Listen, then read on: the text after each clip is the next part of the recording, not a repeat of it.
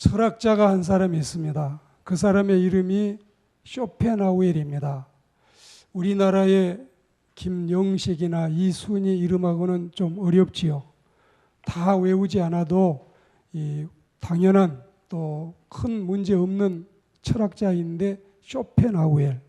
이 사람은 철학자 중에 염세주의 철학자입니다.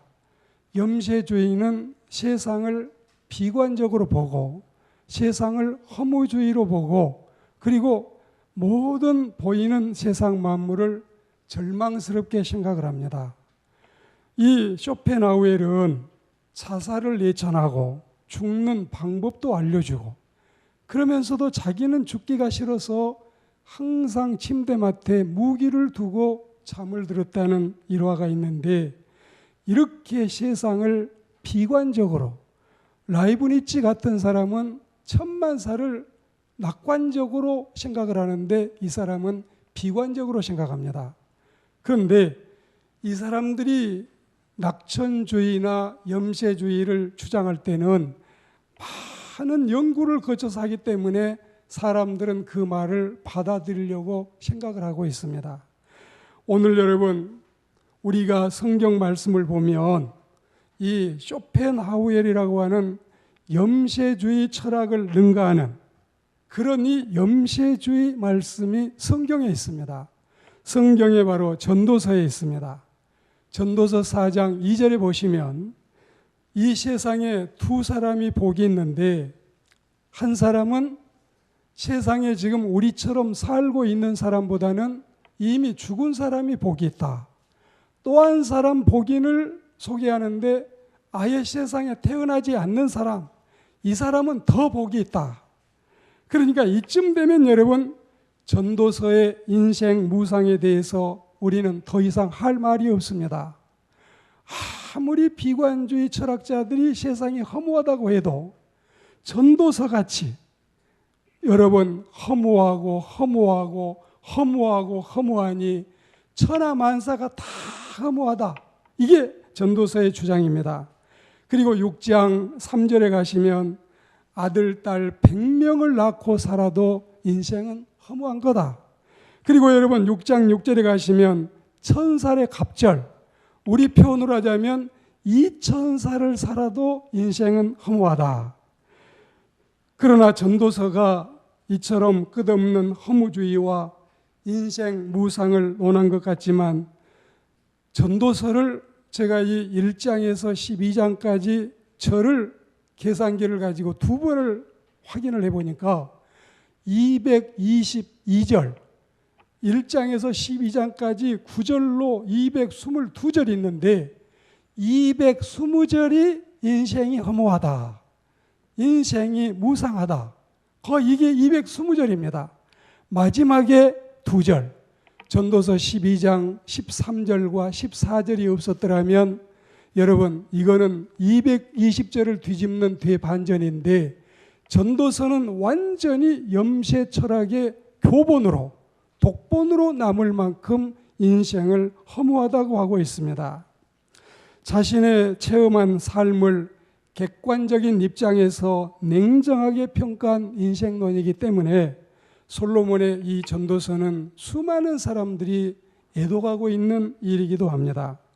오늘 우리는 이렇게 인생의 무상을 논하는데 그게 인생 무상을 논하는 그게 해 아래에서 하나님 없이 사는 인생, 불신자의 삶이 그러하다. 더 없이 보람되고 더 없이 의미한 삶을 설파하기 위해서 여러분 전도서 12장 13절에 세상 만사를 천하만사를 다 이야기했으니 하나님을 경외하고 그 명령을 지키라. 이것이 인생의 본분이다. 이렇게 전도서는 끝을 맺고 있습니다. 해 아래서 이 말은 성경에 다른 데는 등장하지 않고 전도서에서만 나타나는 독특한 표현인데 전도서에는 해 아래서라는 말을 30차례 가까이 29차례를 이야기하고 있습니다. 해 아래서는 하늘 아래라는 뜻이고 세상에서라는 뜻입니다. 이것은 또한 초월적이고 영원하신 하나님이 거주하시는 하늘과 반대되는 언어로 쓰이고 있습니다. 유한하고 허무한 인간들이 살고 있는 코스모스 세상을 한 해 아래서라고 표현하고 있습니다. 그렇습니다. 모든 육체를 가진 인간들은 너나 할 것 없이 해 아래 살고 있습니다. 그 해 아래 삶이 만일에 하나님도 없고 신앙도 없고 내세도 없다면 너무너무 허망해서 너무나 허망해서 허무하고 무상해서 인간이 살아갈 아무 값어치도 없다는 사실을 상기시키고 있습니다. 인간의 삶이 그런 삶뿐이라면 앞서 말씀드린 4장 2절 말씀처럼 빨리 죽는 것이 복이고 4장 3절 말씀처럼 아예 세상에 출생하지 않는 것이 진짜 복이라고 우리는 생각할 수가 있습니다. 그럴 정도로 해 아래서의 삶은 허무하고 무가치하다는 뜻입니다. 그럼 이 시간에는 우리 기독교의 진리의 진수인 철저한 비관론 속에서 꼽히는 완벽한 낙관론, 이걸 여러분 우리는 이 시간에 말씀을 듣고자 하는 것입니다. 우선 해 아래 인생의 부질없음과 허무하고 무가치한 삶을 다시 한번 우리가 상기해 볼까요? 영에 속한 사람이 아닌 육에 속한 사람. 여러분, 땅 위에 하늘의 소망을 가지지 않고 땅에서만 허우적거리며 사는 사람, 신앙의 사람이 아닌 불신앙의 인간들의 모습, 이게 바로 해 아래 인생이고 꿈결 같은 인생의 모습입니다. 저 유명한 서산대사는 죽으면서 그의 임종시를 이렇게 읊어서 지금도 수많은 사람이 그 임종시를 예송하고 좋아하고 있습니다. 인생 무상에 대해서 그는 이렇게 했습니다. 생야 일편 부운기, 사야 일편 부운멸. 인생이라고 하는 것은 구름 한 점이 일어나는 것이 출생이다. 인생의 죽음이라고 하는 것은 그 일어났던 구름 한 점이 사라짐이 죽음이다. 그러면서 부운 자체, 본무실, 그리고 생사거래, 역여연, 이게 무슨 얘기냐면 구름이라는 게 본래 실체가 없는 것이니까 인간이 낳았다 죽었다 하는 것 자체도 거론할 가치조차 없다. 여러분, 생이란 구름 한 조각이 일어나고 죽음이란 구름 한 조각이 쓰러짐이니 이게 인생이다.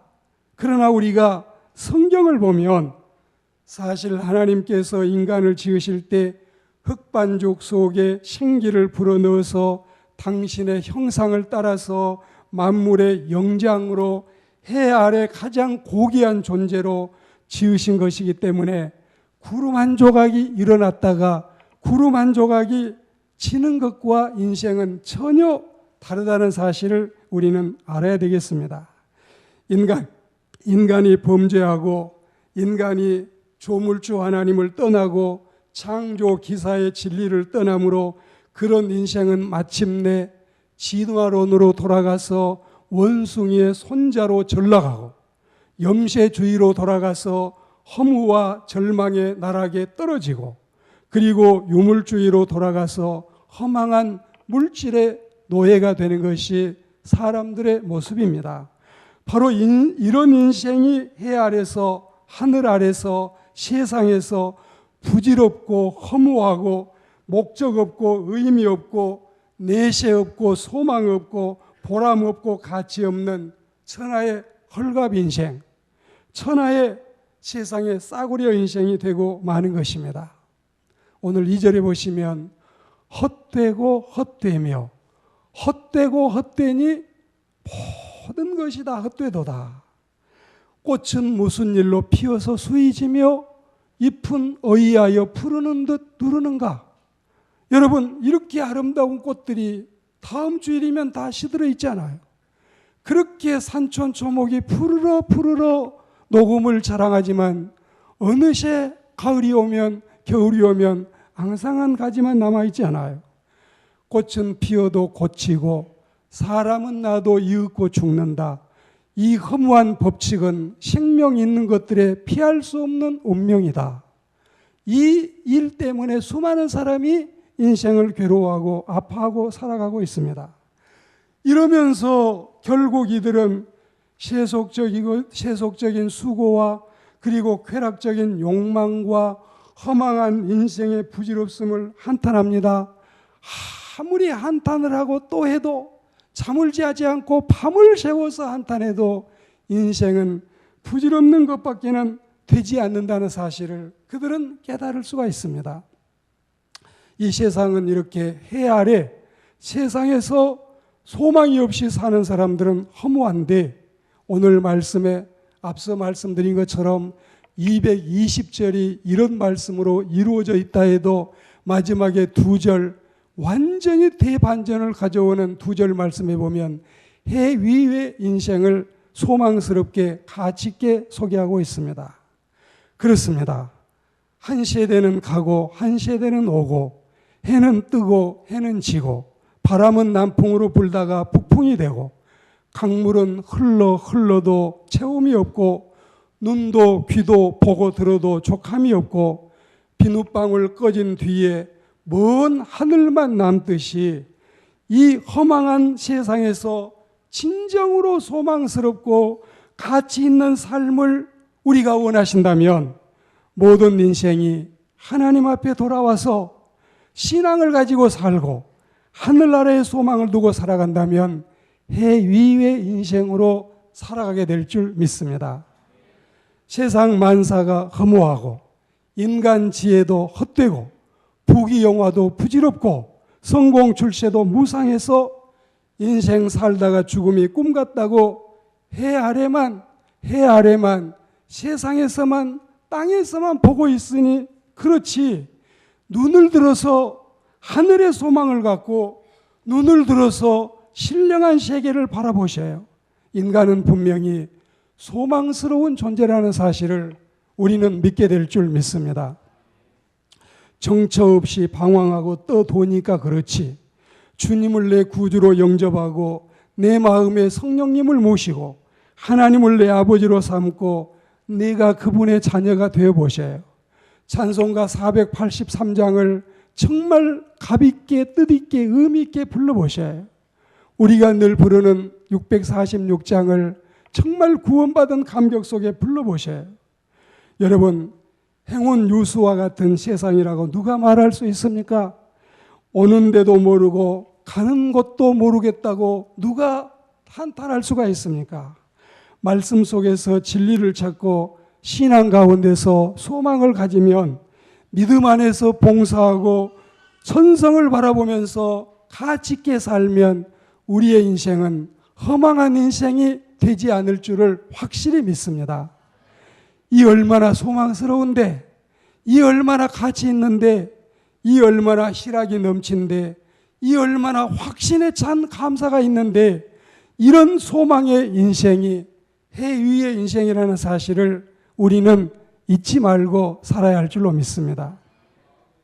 우리는 하늘 위에 소망을 두고 영원한 생명을 바라보며 사는데 이사야서 32장 8절에 보니 이 말씀이 있습니다. 존귀한 자는 존귀한 일을 생각하나니 그는 항상 존귀한 일에 서리라. 존귀하신 여러분, 존귀한 자들은 존귀한 일을 생각하나니 땅에 속한 사람들은 흙의 일을 생각하고 세상의 사람들은 유물적인 일을 생각하지만 존귀하신 사람들은 신령한 사람, 영에 속한 사람은 존귀한 일을 생각하나니 그는 항상 존귀한 일에 서게 되리라. 우리는 눈을 들어 하늘을 보고 이 세상의 부질없는 삶에서 하나님의 나라의 영원한 소망을 갖는 그리스도인이 된 것을 감사하시기를 축복합니다. 이제 우리는 소망이 없는 인생이 아닌 소망이 있는 인생 됐습니다. 이제 우리는 형벌받을 인생이 아닌 영생 얻을 인생이 됐습니다. 이제 우리는 하나님과 원수가 아니라 하나님과 가족이 됐다는 사실을, 한 식구가 됐다는 사실을 여러분, 그리고 주님의 양자와 양녀가 됐다는 사실을 분명히 알고 살아가야 할 줄로 믿습니다.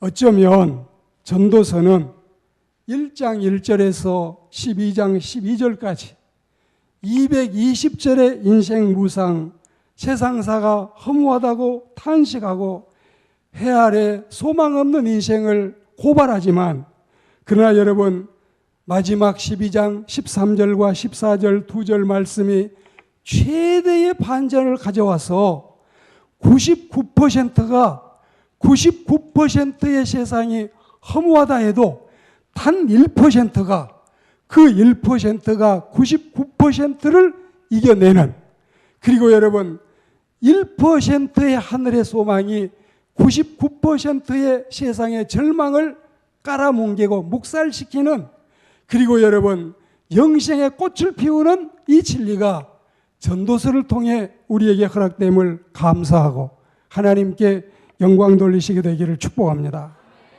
이게 바로 기독교의 진수입니다. 기독교의 결론이고 기독교의 종결 끝이 바로 여기에 있습니다. 가장 철저한 비관론에서 꼽히는 가장 완벽한 낙관론, 가장 처절한 절망감 속에서 싹 트는 온전한 소망, 우리는 그리스도 안에서 경험함을 감사합니다. 아마도 2절 결론이 없었다면 천하의 전도서보다 더 허무주의 염세철학의 교본도 다시 없었을 겁니다. 이게 어찌 성경이냐고 할 만큼 이렇게 허무한 인생을 고발하고 나서, 그리고 처절하게 여러분 다 상기시키고 나서, 이걸 경험해 본 사람이, 여러분 경험해 보지 않는 사람이 말한다면 그게 가치가 없지만, 처벌 1000명씩 데리고 살아본 그 많은 미인을 거느렸던 사람이, 그리고 국가의 모든 재산이 거의 자신의 소유였던 사람이, 그리고 임금님을 40년씩 해본 사람이, 수많은 관상수를 여러분 키워서 관람하고, 수많은 이 수족관에 물고기를 놓고 보고, 꽃이 노래하는 거, 새가 노래하는 거, 그리고 산천초목이 노래하는 소리를 들으며 삼천자문을 지었던 시인이 1005곡의 노래를 지었던 작곡가가, 이 사람이 해볼 거 해보고 누려볼 거 누려보고 가질 것 가져보고 다 해보고 나서 자신의 삶의 체험을 이야기하는데 누가 말할 수가 있습니까? 이렇게 다 해보니 허무하더라. 천하만사가 다 허무하더라. 그러나 하나님을 믿고 신앙 안에서 살고 보니 이게 인생의 진정한 참된 행복이더라. 할렐루야. 여러분, 전도서는 맹목적인 비판이 아니라 대안이 있는 촉구, 그리고 무리하게 수술부터 해놓고 처방도 없는 것이 아니라 이렇게 여러분 다 뒤집어서 엎어놓고 나서 마지막에 여러분 제대로 이 해결할 수 있는 해부가 전도서에 있습니다. 인생은 모두 다 피고 지는 꽃잎처럼 허망하게 늙어가고 있습니다. 언젠간 가겠지 푸르른 이 청춘, 지고 또 피는 꽃잎처럼. 여러분, 김창완 산울님이 지금 올해 환갑이 된 사람인데, 그 젊은 청년 27살 때 청춘이라고 하는 노래를 불러서 언젠가는 가겠지 푸르른 이 청춘, 지고 또 피는 꽃잎처럼, 달 밝은 밤이면 창가에 외로이 앉아서 젊은 영가를 연상하는 이 사람이 지난번에 우리 강서 구민회관에 왔길래 제가 이 친구를 가서 꼭 노래를 듣고 싶었어요. 거기서 이 노래를 부르는데, 이 노래를 부르기 전에 제가 27살 때 이렇게 심오하고 이렇게 깊은 노래를 어찌 부를 수 있었을까요? 그러면서 이 노래를 여러분 의미 있게 부르는데, 우리 인생이, 오늘 저는 결론을 내리면서 12장의 말씀으로 돌아가 봅니다. 12장 2절에 보시면 해와 빛과 달과 별이 어둡기 전에, 이 말은 생의 기쁨이 쇠퇴하기 전을 이야기하고 있습니다. 그리고 비 뒤에 구름이 다시 일어나기 전에 인생의 흑암기가 오기 전을 말합니다. 그리고 3절에 보시면 집을 지키는 자들이 떤다. 손이 쇠약해지고 떨림 현상이 노화에 온다는 뜻입니다. 맷돌질하는 일은 치아가 마모가 된다는 뜻입니다. 임플란트를 해야 되고 여러 번 틀니를 해야 되는 이 모습을 인생이 늙어가는 것을 묘사합니다. 창들이 닫힌다. 시력이 감퇴한다. 그리고 4절에 보시면 길거리에 문들이 닫힌다. 청력이 장애가 오고 새소리에도 일어난다. 신경이 쇠약이 돼서 작은 일에도 잠을 이루지 못하는 것. 그리고 여러분, 음악하는 여자들이 쇠한다. 늙어서 발성도 잘 안 되고 발음도 잘 안 되는 거. 5절에 보시면 높은 곳을 두려워한다. 고공공포증을 말합니다. 길에서도 놀란다. 평지에서도 불안전하다는 뜻입니다. 걸음이 평지에서도 여러분 넘어져요. 그리고 살구나무에 꽃이 핀다. 내 머리에 백발이 오고 메뚜기도 침이 된다. 힘이 부딪혀서 만사가 다 귀찮아지는 인생의 노화. 그리고 자기 영원한 집으로 돌아가는 게 사망인데 조문자들, 문상객이 왕래하고 6절에 보시면 은줄이 풀린다. 힘줄까지 바닥이 다 나는 거, 금그릇이 깨진다. 순천 매실밭에 백골이 되고 회골된 노인처럼 너나 없이 우리 모두가 다 해골이 된다는 뜻이 금그릇이 깨진다는 뜻입니다. 그리고 7절에 보시면 흙은 육체가 되고 영은 그것을 주신 하나님께로 돌아가기 전에 창조자를 기억하라. 할렐루야. 해 아래 인생은 육체의 삶이 이렇게 부질없지만 창조자를 기억하고 하나님과 더불어 살면 내 인생은 허망한 인생이 되지 않을 줄을 믿습니다. 오늘 말씀의 결론, 우리 인생은 흰 주머니와 검은 주머니에 각각 저축을 하고 있습니다. 그리고 이 흰 주머니와 검은 주머니를 다시 비교하자면 천국은행과 그리고 여러분 이 세상은행 이야기할 수 있는데 천국은행 통장의 잔고, 세상은행의 통장의 잔고를 우리 한번 여러분 살펴보셔요. 우리는 과거에 미국에 가고 싶으면 대사관에 가서 어김없이 여러분 면접을 해야 되고 면접할 때 그 사람은 가장 중요하게 물었던 게 당신 통장을 잔고를 가져오시오. 이 은행에 가면은 은행에서 통장 잔고 여러분 이 증명서를 떼주잖아요. 제가 어디 가면은 미국에 가기 위해서 비자를 신청했다가 10번을 떨어졌어요. 돈이 없다고, 잔고가 비어있다고 10번을 떨어졌네. 가야 되는데, 가야 될 일이 있는데. 요즘에는 여러분 세상이 달라졌지만 그렇게 대사관에서 잔고를 요구했습니다. 여러분, 세상에 잔고가 꽉 차 있는데 나 죽었으면 이게 여러분 누구 것이 됩니까? 천국 잔고를 꽉꽉 만땅을 채우시기를 축복합니다.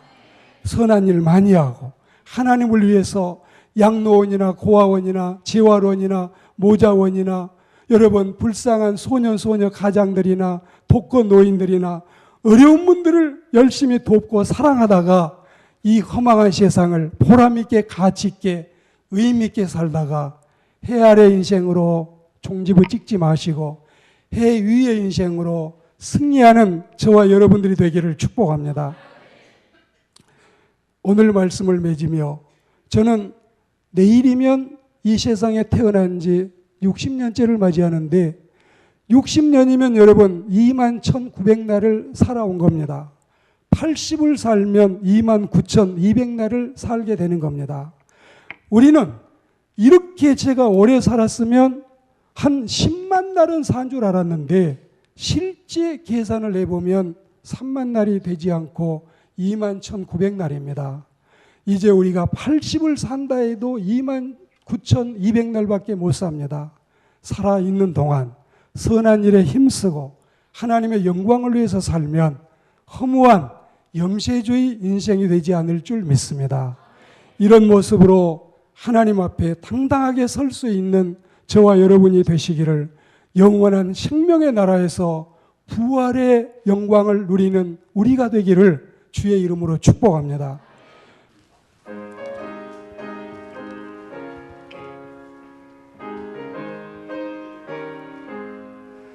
구름 같은 이 세상 모든 복이 영원 나는 분포와 같이 내어버리고서 오직 천국의 복을 사모하며 사니 구원받은 내 이름 기억하옵소서. 주가 나의 이름 보좌 앞에 놓인 어린 양 생명책에 기록하옵소서. 주여 법에 빌어서 모든 죄 씻으사 나의 부정한 값을 씻어 밝히소서. 흰 눈보다 더 희게 죄를 씻었으니 구원받은 내 이름 기록하옵소서. 주가 나의 이름 보좌 앞에 놓인 어린 양 생명책에 기록하옵소서. 죄가 하나도 없고 아무 명도 없는 영화롭고 더 밝은 천국 올라가서 주와 함께 그곳에 길이 살겠으니 이런 소망의 삶은 참된 행복이라. 주가 나의 이름 보좌 앞에 놓인 어린 양 생명책에 기록하옵소서.